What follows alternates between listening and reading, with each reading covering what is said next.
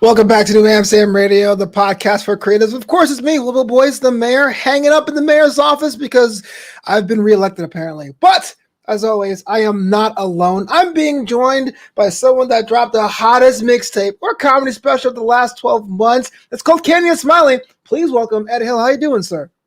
Thank you for having me. It's nice to see you. Yeah, you know what? It's cool and kind of surreal seeing like you on the TV screen, but then now you're on this screen and it feels like a more real screen, even though it's all screens.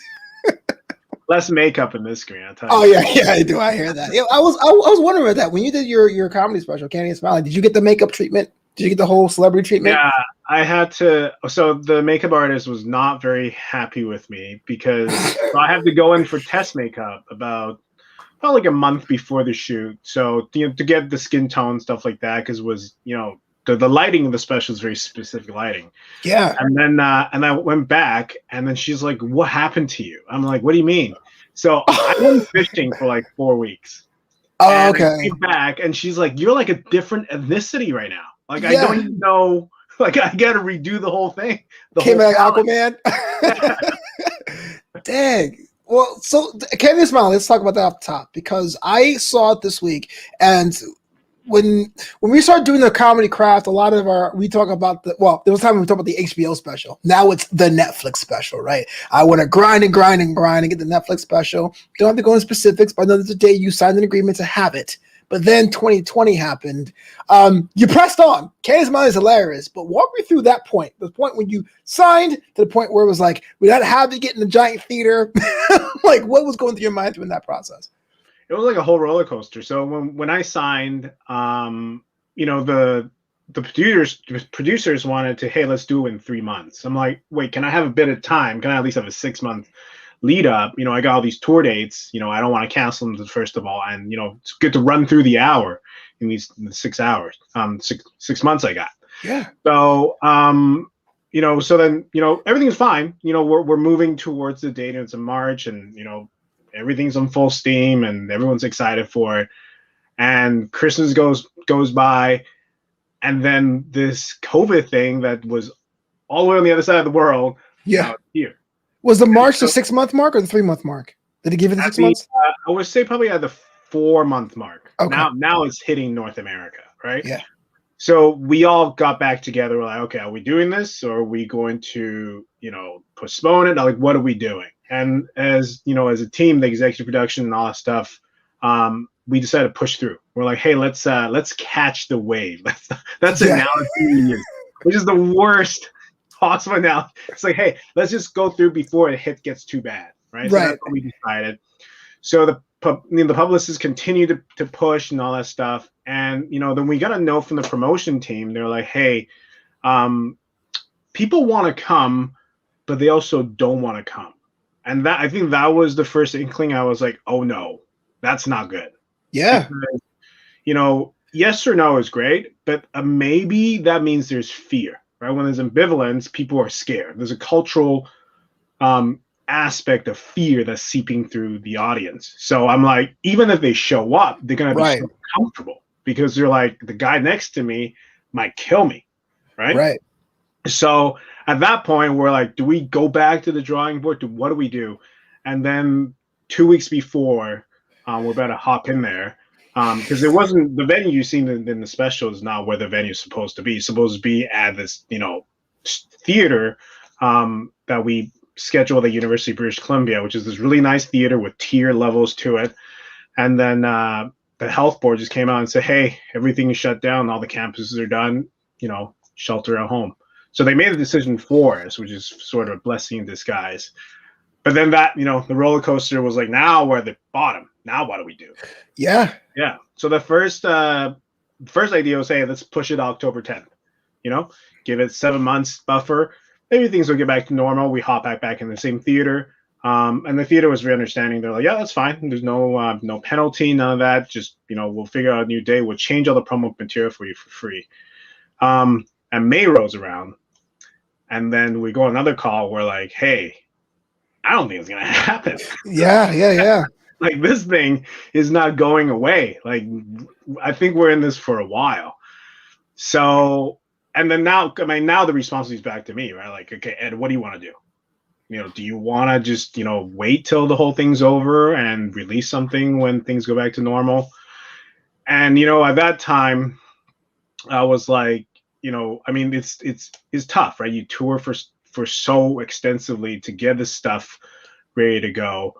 And a big piece of it was also, this was the first time my parents are going to come to a show. They never came to a show before. Oh, really? Wow. I didn't know got that. A little tribute, as a thank you, as a son immigrant, like, hey, thank you for everything you've done. Here's something, this is our story, and I'm going to present it to you. And I was like, I can't just let it fade, right? Yeah. So I was like, hey, why don't we do it this way? So I was watching, I think I was watching some, those videos on YouTube, and sometimes they get like, family members in the circle and they talk about embarrassing things, right? Yeah. I was like, that's kind of cool. And I was like, that's cool. Yeah, I was like, so I got the photography team together. I'm like, is it possible to do it this way? They're like, yeah, sure, we can do it this way. We can set up whatever you want. But he's like, can you do it this way? Because fair. Who are you hoping to have in the room? I'm like, well, we can only have up to 10 people. So, I mean, that's the restriction. We got to get people who are close to me. So, my family members, stuff like that, who's within my bubble, because we can't have random people showing up. And that was it. And then, it was definitely not easy, to do it, because these are all people who know me. They know these stories. They know the ins and outs. And it's interesting because some of them know some aspects of the stories. Some of them know other aspects of the stories. Yeah. So, it was interesting to do, but it was tough to do also. Up until that point, how many years in comedy have you had to your tally? 11. So again, someone who's going to do that special. I'm a theater person too. The King's Theater in Brooklyn, the hometown one, or the Beacon Theater in New York, and having that change must have been rough. But you pushed on, and I guess I'm asking you this now as someone who's done Zoom shows. Did it feel weird having your punchline just kill in the back of your head months ago, being like a in the back of the room now? I mean, I also didn't prompt everybody who came as to what's going to be like. So their understanding was that they're here to watch me tell jokes. So their mentality was they're here to have experience of just come to a comedy show. And we sit down, and then, there's a bunch of prep work and you get people in the right distance and stuff like that. And then when we started, you can just feel like the air just kind of just condensed around that circle. And the first time we yell cut, it was actually not because, there's a material break or something like that. So what you see in the special, the first 20 minutes, that's not the first take. The first take, we didn't use it because there was a giant fly through the whole thing. Yeah.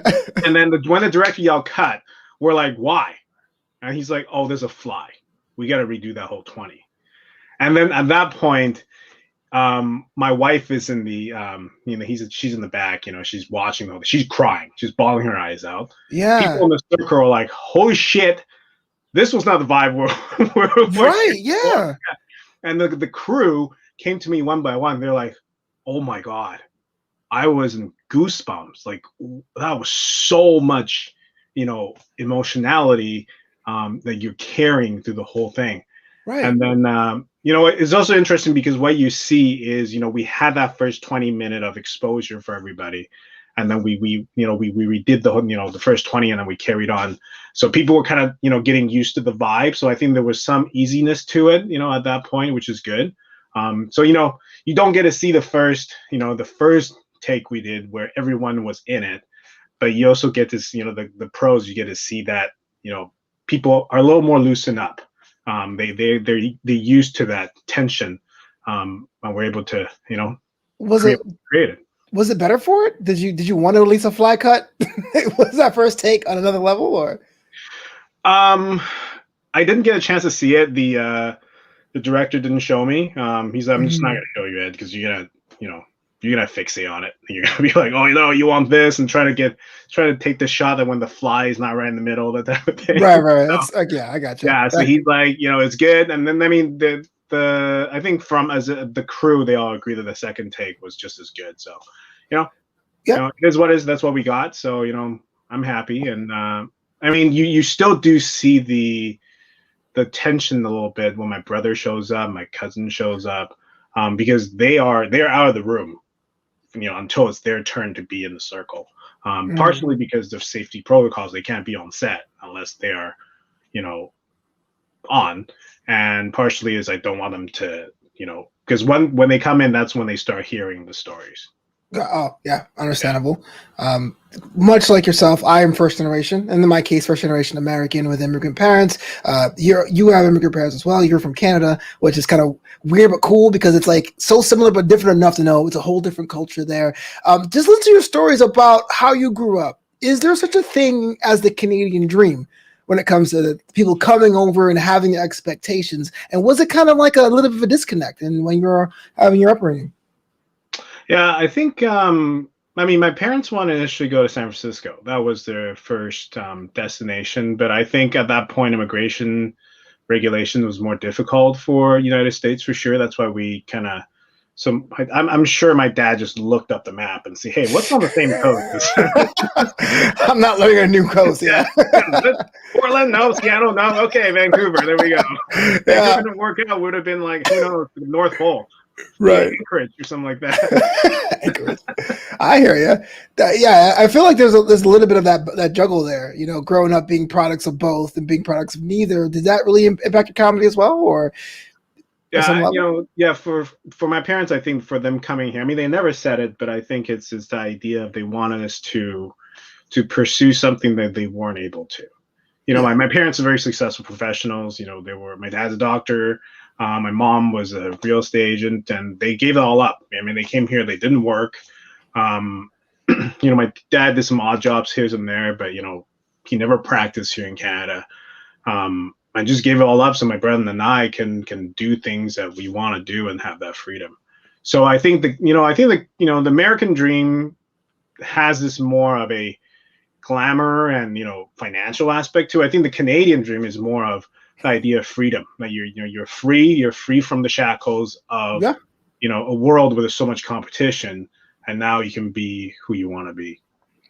And when you decided to go to comedy, was there? I mean, we've noticed by a little bit of your material that there was some friction, hesitation from your Canada family going into it, and it was kind of telling. You said that was the first time they will see you live. Will be at your special, which is crazy because it's almost like a lot of times with immigrant parents, it's seen as like, oh, you got to sell it.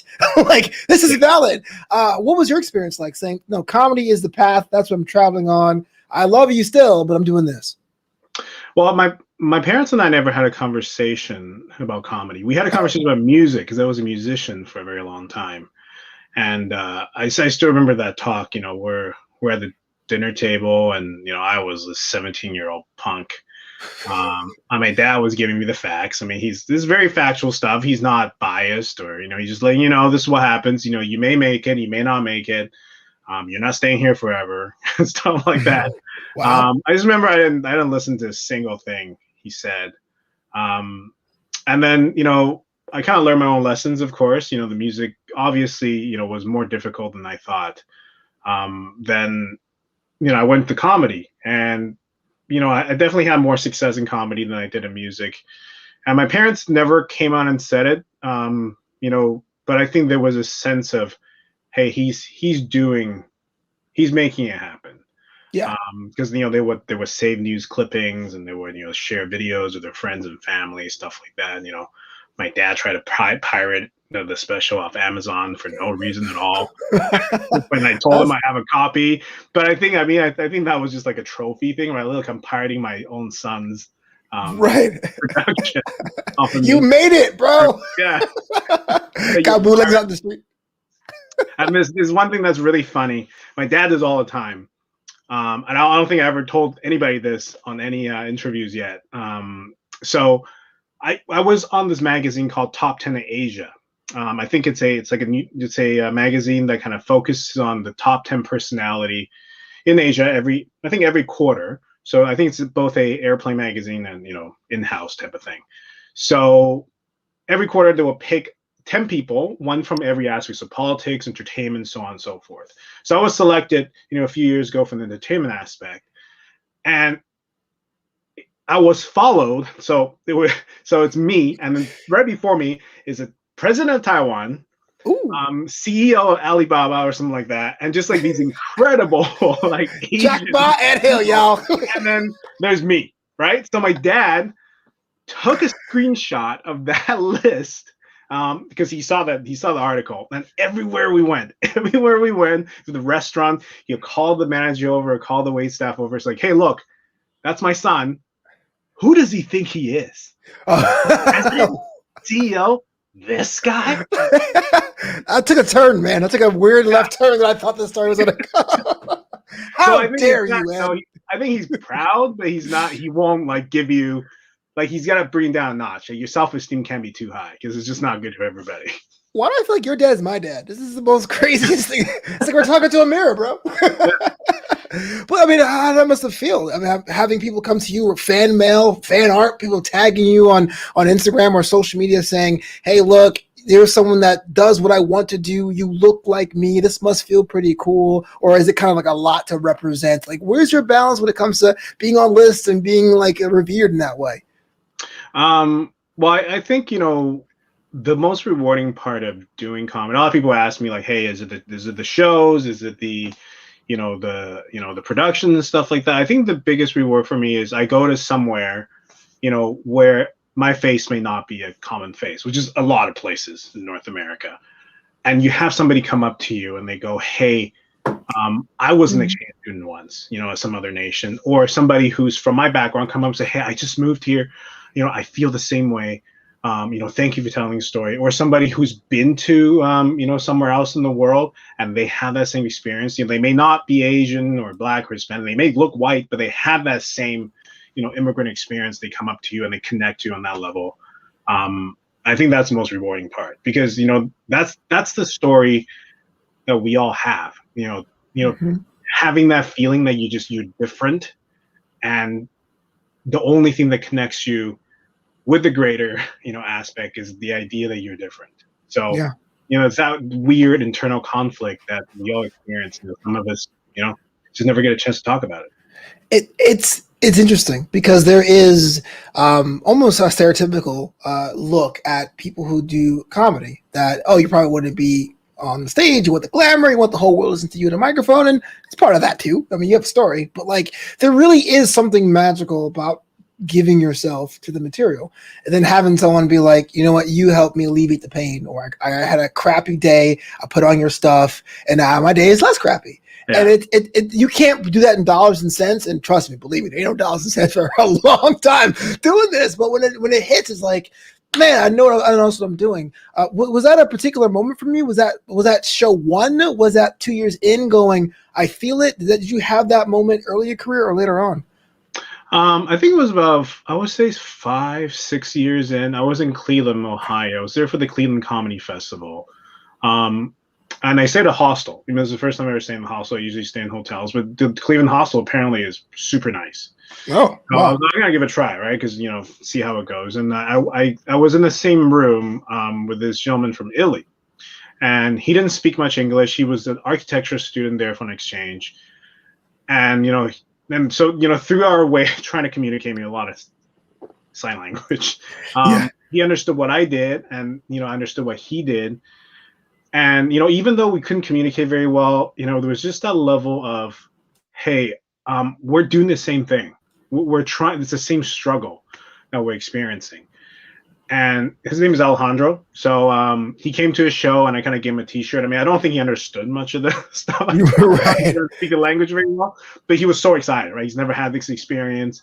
And then I remember I was like, hey, you want to go watch like a NBA, like the Cavaliers games? They just happened to be playing that one night when we both had nothing. So we did that. And, I think I remember at the end of the night, because I was about to fly out the next morning, he's like, Ed, would you remember me?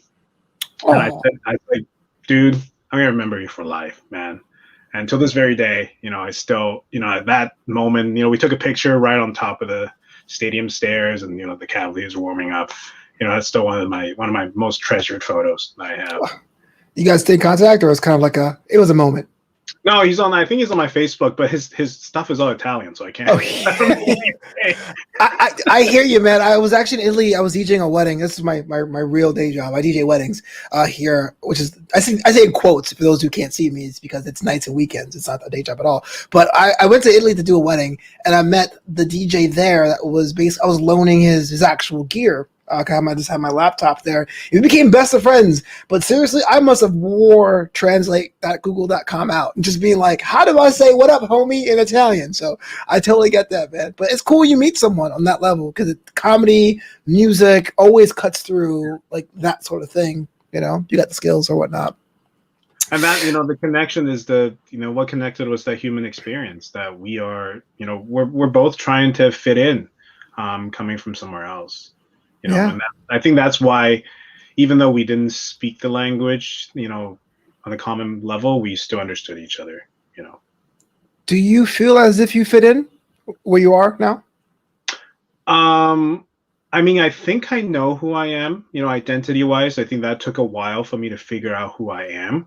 Mm-hmm. Do I feel like I fit in? I mean, that's not up to me, to be honest. Right. With everything that's going on right now, with what happened in Atlanta, just everything unfolding, all the violence against Asians and, against the Black community and Hispanic community. I just remember when we moved here, I think it was 2 weeks in, my dad pulled me to the side. He's like, hey, you're going to grow up. You're going to speak the language. You're going to be able to fit in culturally. You're going to, make friends here. But I always remember one thing. And I was like, what's that? He's like, you will always have an Asian face. Remember that.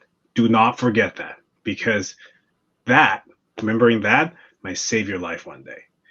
And then at that point, I'm like, I don't know what you're talking about. Yeah. Like, you old man, like, just learn the language. You'll be fine. And then now, I'm older. I'm like, holy shit, that's what he's saying. You know? That on the inside, you may, you're adapted to whatever's around you, but that perception from people, sometimes that never changes. You're going to have to roll with the punches. Yeah. Just to stay alive. Yeah. Do you feel like a responsibility to adapt what's happening in the real world? And this is not a new thing, unfortunately. This has been going on for a long time. Yeah.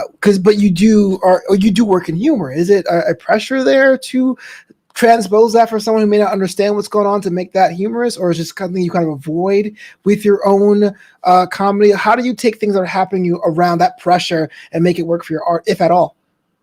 Yeah. So, when I go into interviews, sometimes, radio hosts kind of will ask you, or, podcasts or whatever it may be, will ask me about white supremacy. And then, one question they always say, hey, do you think I'm better than you? And a lot of these hosts are white hosts, right? Right. No, that's not what I mean. What white supremacy is the idea of normacy, that, white is considered to be normal. You think movie stars, white, right? Doctors, white. All these things that's the normal currency. And when you are considered the norm, you have supremacy, because now whatever you do is considered to be, what everyone does. Right. Like if I decide to go to the bus stop and started just putting, raw catfish on my head, guess what? Everyone's going to think, well, that's what Asian people do. They put catfish on their head. They're not going to think it's just a guy who is, doing some weird stuff. They're going to think all Asians do that. And we're seeing that right now, with the situation, with that shooting, is like he's having a bad day. And I'm like, okay. There's that diffusion of responsibility because he's white, because that's the norm. He's just having a bad day. But if it's anybody else, he is responsible, and all of you in the community are responsible for what he did. True. So, that is where the supremacy comes. So with my comedy, that's why I focus so much on, the story that I have, and, the human conditions I experience, and really talk about, issues with the Asian community through a, aspect of strength. That we do these things not because we're weird or we're different or we're strange, it's because we're trying to survive. We're people of strength. We're trying to find a way to navigate through the hardship that's in front of our face. And, that's the way I'm hoping to present it, because then hopefully, that it becomes the norm. People start to see us as just everybody else, and we become the norm, and rather than, this strange group of people that does weird things. Well, we can only do so much as individual creators. I guess a follow-up question, and again, I'm asking you this as also a person of color, creator of color, comedian of color as well. Last year was a watershed moment, Black Lives Matter, and not to do correlations or comparative nature of these movements, because frankly, tolerance should be compared. It should be by the norm. The question I have for you as someone who is an artist is that, do you feel that in this current environment, the post-pandemic, I can't say post, the during pandemic environment, that there might be some lasting change? Or is this just an episode of a much bigger, sadder show, or a dramedy, if you will? Change is difficult, right? Mm-hmm. So I think change is something that's a lot of people want change just to be something like that and it stops. But the truth is, change is an evolving thing. So, as much as if it seems like nothing is changing, I think things are definitely shifting. We may not see the drastic change we like to see, but I think the wave of progress, it is moving. Sometimes may feel like one step forward, two steps back. Yeah. But that's sometimes just the way how things work. Change is never linear. It kind of shifts left and right, and you're gonna have to recenter where we're going. And as long as I think there's enough of us pushing, collectively, I think change will happen. So, because I think sometimes we get so narrowed down one event or one tragedy, we feel as if nothing has changed. But you kind of sometimes you have to zoom out a little bit. That we came a long way. There's still a lot of work to do. And we came a long way, and both can be true. What can allies do to help? Allies? I think, in your opinion, not to speak for anyone or in the group, but I think a big part is to, one thing. This is the new material I'm developing. Is we all have our own truths. We're all living our own truths, and sometimes it's important, to recognize that what I know may not be what you know. And because I think what's happening right now for a lot of us is we're imposing our truth on other people. True. And these aren't facts. Like, you can't impose something that's not a fact on somebody else. So I think the first step, allies can do is to recognize what's their truth and what's other people's truths, because then we can have a dialogue.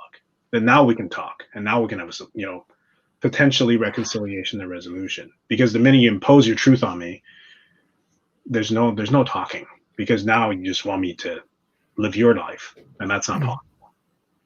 I always find it funny or peculiar that we're quick to say, the way I was raised was this, the way I was raised is that, but then lament, why does anyone have common sense? And it's like, well, you can't be individual one side and say there's a common upbringing the other side, and that's a bit of a disconnect there. But we're in the throes of 2021. I was wondering if those what looks like for you creatively on the horizon, family-wise. Like, what seems to be the plan? What's next for Ed Hill? Just trying to get the vaccine. Yo, man, I'm hitting the lotteries like Vegas. Like, yo, come on, AstraZeneca? No, Johnson Johnson? No, Moderna, please. It's rough out there, man. This is the first time where my youth is now on my side. You know what I mean? I know, man. Like, I'm non-essential as hell. Advantage. I am not. I want to rent an old person. That's what I want to do. But I've been chilling in my house, man, for that same reason. My parents finally got it. They all live in New York. They finally got it because they were just so miserable. They're like, I don't want to get it. What's the point of this? It's new. It comes too fast. I'm like, it's modern medicine. That's how it works. But they finally got the first shot. I'm happy for them. I want to see them. I haven't seen them in 2 years. But here in Los Angeles, it's just been like denied. But 2021, any things you might do? Any books you're gonna write? Any travel plans? Like what any material you're writing on? Like, you can give us a sneak peek, maybe? I'm definitely developing my next hour, so I'm about 15-20 minutes in, and I'm really shifting the focus, away from my parents and into me, and then me potentially starting my own family, and then moving forward from there. And then the one thing I really want to focus on really is my relationship with my mom, because I think a big part of it, from my previous albums and the special, definitely the focus is on my dad. But I would have that relationship with my dad is because of the relationship I have with my mom. Mm-hmm. And then that kind of translates to my relationship with women. And I think that's a bigger topic, I like to talk about, not as, what women should be or more what I am in relation to, what is it to be a man in today's world. And also, there's a big challenge ahead of me, because when I got married, one of the agreement I made with my wife is there's no wife jokes. So I'm going to have to talk about, being a husband without actually talking about her. Right. So, which is, I'm looking forward to the challenge, because there's a way to do it. Sure. But, it's. Was it a formal agreement? Was it kind of like, before you go outside to this club right now, we got to talk? Or was it because kind of understood? Like, how did that come about? We didn't sign a contract. I need to know this. It was just a verbal agreement, before we got married. And she's like, hey, I agreed to marry you, but, just no wife jokes. And I was like, yeah, that's totally, makes sense. Because again, if I just went, my wife does this, does that, I'm imposing my truth on her. And then that I'd be a giant hypocrite, right? Mm-hmm. But, I'm part of the equation. It's two of us. Sure. So I can tell my side of the story. So that's what I'm hoping to do. It's going to be tough because, it's you got to go in, right? You got to go internal and trying to dig out all that pain and sometimes embarrassment and stuff like that. So two questions I have for you then. And one of them is kind of just me being curious and nosy, because I'm in the same part of my career as well. How has your process changed? Because there's no open mics, or there is, but there aren't as many as far as running stuff and seeing what works. And two, what does going deeper look like? I've been racking my head against the wall of what that means. Is it a personal question? Is it a kind of like a different thing I have to ask about what the world, what I'm seeing? How do I go deeper in my material? Well, I think, to answer your first question about testing material, you got to do what you can do. So it's mostly Zoom, right? Right. And, if there's outdoor shows, you do that, stuff like that. And you do what you can. Yeah. Is it as frequent as before? No. But what can you do? The how to go in, this is one thing actually my wife taught me. My wife hates comedy. Wow, that's ironic. Yeah, so she doesn't watch comedy. She doesn't, when she watches movies, she watches romance, tragedy, stuff like that. But she laughs in real life, though. She's like, she likes to cry in the movies. That's right. Okay. So obviously, I tell her my jokes, of course, right? So, right. But one thing she always asks me, she's like, Ed, what does that mean to you? And it always really annoys me. Like, it pisses me off so much, because I'm like, who cares? It's just funny, right? Right. Why do you care what it means? Yeah. But then as the years went on, I'm starting to realize, okay, what she's trying to say is, where are you in the thing that you're trying to say? Mm-hmm. Because the audience are listening to you. And if you're just saying something that we can all think about, why are you saying it? There's no point in you saying it. Where are you in that aspect? And then if that's the case, then that first punchline is probably not going to be the best one. You kind of have to dig a little bit, as to, okay, what am I scared of? What am I trying to avoid? What is it, the emotion that's attached to this thing I'm trying to talk about? And then you start to dig those things out. And it's tough, right? Because your first inclination is to protect yourself. You're like, I don't want to feel this shit, right? Agreed. Yeah, like, this is really tough. You're basically reconciling with yourself. But with that process, I started to realize, but then the laugh starts to change. People are not laughing at you; they're laughing with you, because they had the same experience, but they never had a chance of being able to verbalize it. They feel it, but they can't verbalize it. So, that's the process. So it's not easy. It's definitely tough. But I enjoy it. I enjoy doing it. Wow. Dropping knowledge. And I have to ask you one cliche question out of my bag of cliche questions. I'm rustling the bag for those who can't see me. What is one thing that you know now in that game that you wish you told yourself back then when you started grabbing the mic the first couple times? I think back then I was just chasing laughs. That's what we all do when we first start. Mm-hmm. And right now, I think if I knew this back then, if I can convince myself back then to, my buddy Martin Moreau III in New York, he's a comic in New York. He told me, like, you don't be the funniest guy in the room, man. You just got to be the most interesting. So I think that's something I would, if I can tell myself back then, is just be the most interesting, because if you are interesting, that means you thought about it. The material has gone through the gauntlet. You've gave them some process, some time, because sometimes you can be funny without even being mindful, right? Just be funny. And I think we all know how to do that as comics. Right. But to add another layer to that, that's definitely the work. That's definitely a light bulb moment. I had something similar. It was like, oh wait, it doesn't really matter. Because in fact, if you do too many jokes a minute, you become a hack, right? Take my wife, please. And yeah, that was a cool thing. Ed, it's been a pleasure hanging with you on New Amsterdam Radio. Now, I got to ask you, if I want to follow you, stalk you, hit up your Clubhouse, hit up your OnlyFans, how do I do that right now? OnlyFans. Hey. I'm trying to figure out why I can tell them. I feel like I'm missing all the right tools. Right. I'll send an ebook over. You can follow me on Instagram, Twitter. My website is King Ed Hill, so King Ed Hill. Website kingedhill.com. I'm not a king. I don't have any royal affiliation. I'm not better than anybody else. Just when I started, and this is just trying to be funny when you start. This is the mistake you make. There's a street in Vancouver called King Edward. I thought it'd be hilarious if I put King in front of my name, because people associate my name with King Edward Street. And I quickly realized most people on this planet don't live in Vancouver. And now I just look like a pompous ass. So if it makes it feel any better, I thought it was a play on words of the cartoon King of the Hill. I was like, King Ed Hill. All right, cool. People thought that too. So I'm like, well, that's even worse, because I don't even watch that cartoon. So this means nothing, but you're not a pompous ass to me. Thank you. Appreciate it.